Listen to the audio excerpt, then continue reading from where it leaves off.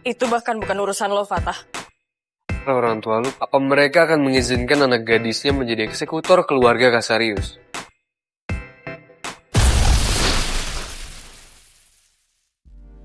Fatah Fernandes membuktikan bahwa ia adalah pewaris sejati darahnya Jordan. Meskipun gak seliar ayahnya di masa muda, Fatah mewarisi pesona genetik dalam menaklukkan hati wanita. Bagi Fatah, setiap interaksi pada Blade hanyalah bagian dari misi. Namun julukan duta simpati yang melekat padanya bukan tanpa alasan. Fatah mampu memainkan perannya dengan sepenuh hati. Di balik pembawaan yang santai, tenang, dan sedikit tengil, Fatah adalah pengamat yang tajam. Setiap sindiran dan godaan yang ia lontarkan sebenarnya adalah serangan psikologis yang terukur. Fatah memperhatikan setiap perubahan ekspresi Blade, memastikan tiap kalimatnya masuk ke ranah personal, hingga membuat pertahanan mental gadis itu terguncang dan mulai meragukan perasaannya sendiri. Malam itu Fatah tiba lebih dulu nih di sebuah kafe. Fatah sempat dibuat kesel karena sistem keamanan di ponsel Blade yang sangat ketat, dimana semua nomor asing diblokir secara otomatis dan hanya Blade yang bisa memulai panggilan. Gak lama Blade akhirnya menelpon untuk mengabarkan keberadaannya. Fatah pun langsung melancarkan aksinya membangun chemistry dan menekankan bahwa ia gak keberatan menunggu selama Blade benar-benar datang. Sebuah kalimat sederhana ya yang diucapkan dengan nada yang santai namun penuh penekanan justru memberikan efek kejut bagi Blade. Gadis tangguh yang gak terbiasa digoda itu bahkan harus menepikan motornya di pinggir jalan hanya untuk menenangkan diri dari perasaan aneh yang tiba-tiba muncul.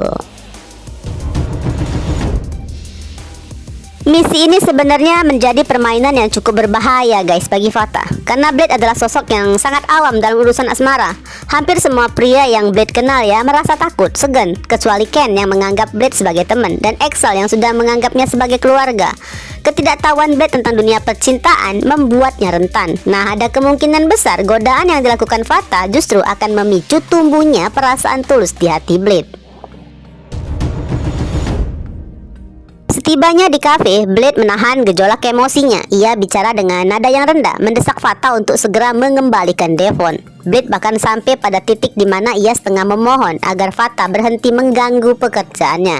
Namun saat ini Fatah yang memegang kendali penuh atas situasinya kan, maka Fatah hanya menanggapi dengan santai banget. Justru Fatah melemparkan guyonannya, menyarankan agar Blade berhenti bekerja dan tinggal aja dengan Kak Harry, kakaknya Haruna. Ya pastinya hal itu langsung dibantah keras oleh Blade yang masih ngotot menyembunyikan identitas aslinya.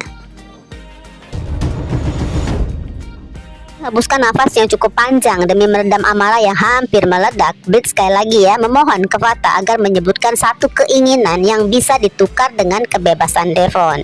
Nah kali ini Fatah memberikan jawaban yang di luar dugaan Blade, yaitu hanya meminta agar Blade menemaninya jalan-jalan di malam itu. Permintaan yang terdengar sangat sederhana namun terasa sangat janggal bagi Blade. Ya meskipun bingung dengan motif di balik permintaan itu, Blade akhirnya menyanggupin. Bagi Blade cara apapun ia akan tempuh asalkan urusan dengan Devon bisa segera tuntas di malam itu juga. Kejutan dari Fatah ternyata belum berakhir guys, hingga mereka tiba di parkiran. Awalnya Blade mengira mereka akan melakukan konvoy dengan kendaraan masing-masing menyusui jalanan kota. Namun rupanya Fatah udah menyiapkan rencana yang lebih intim. Fatah sengaja akan meninggalkan mobilnya dan mengeluarkan sebuah helm yang sudah ia siapkan di bagasi. Dan nantinya mereka akan pergi berboncengan menggunakan motor miliknya Blade. Sebagai penonton kita terus dibuat gemes ya dan gak henti menyeringai melihat dinamika antara Fatah yang dominan meminta Blade untuk berpegangan dan Blade yang udah berada di puncak kekesalan akhirnya mengalah juga. Demi menuruti permintaan Fatah, Blade langsung melingkarkan tangannya dengan erat di pinggangnya Fatah. Namun disinilah guys letak kecerdikan Fatah sebagai penghancur suasana. Tanpa diduga, Fatah justru melepaskan tangan Blade dengan ekspresi yang sangat menyebalkan. Lalu dengan wajah tanpa dosanya, Fatah malah mengingatkan Blade bahwa mereka belum sedekat itu untuk berpelukan erat. Fatah meminta Blade cukup berpegangan ala kadarnya aja. Situasi ini jelas ya membuat Blade semakin membeku dalam kemarahan yang tertahan. Jika itu terjadi pada gadis normal, rasa malu pasti udah membuat mereka ingin menghilang dari bumi. Bagusnya Blade ini adalah sosok di atas rata-rata guys, yang mampu memedam ego sedalam mungkin. Ya meskipun hati Blade sangat dongkol, Blade tetap memilih diam dan fokus pada tujuannya. Nggak disangka, Fatah membawa Blade kembali ke Sasana, tempat mereka pernah bertarung sebelumnya. Malam itu Sasana udah tutup, namun berkat koneksinya Fatah, pengurus mengizinkan mereka menggunakan tempat itu sepuasnya. Bagi Blade, ini adalah kesempatan bagus untuk kembali bertanding dan meluapkan emosi. Namun Fatah punya rencana lain. Fatah mengajak Blade ke sana bukan untuk baku hantam, melainkan hanya untuk bicara dari hati ke hati, di satu titik di mana nggak ada musuh yang perlu dilawan selain diri mereka sendiri.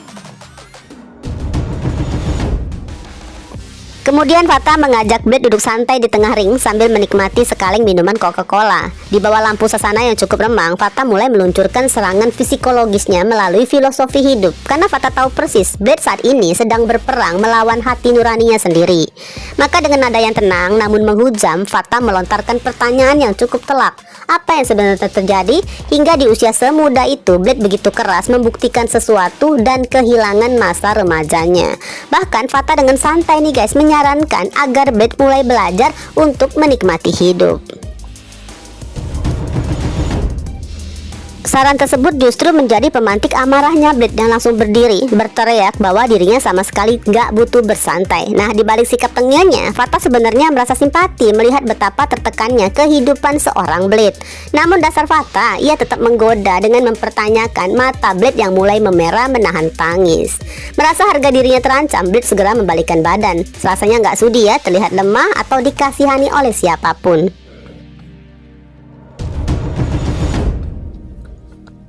Pertanyaan Fatah masih berlanjut, kali ini mengomentari nama Blade yang sama sekali nggak memiliki kesan feminim. Nah, untuk pertama kalinya Blade merespon dengan menyebut nama depan Fatah secara langsung, bukan lagi embel-embel Fernandes yang formal. Bagi Fatah jelas ini adalah sebuah kemajuan besar. Tanpa disadari, tembok pertahanan Blade mulai retak. Penyebutan nama itu menjadi sinyal bahwa secara bawah sadar Blade mulai menempatkan Fatah di dalam lingkaran orang terdekatnya, sejajar dengan Ken atau Axel, atau mungkin jauh lebih dalam dari itu. Lalu Fatah melancarkan serangan terakhir yang paling mematikan bagi pertahanan mental siapapun, topik tentang orang tua. Layaknya seorang peramal, Fatah menebak bahwa orang tua Blade telah tiada. Karena jika mereka masih hidup, nggak mungkin ya mereka membiarkan putri kecilnya terjebak sebagai eksekutor di keluarga Casarius yang kejam. Jelas kata-kata itu menghujam tepat di ulu hati Blade. Blade pun terdiam, membeku, sekuat tenaga menahan tangis yang nyaris pecah.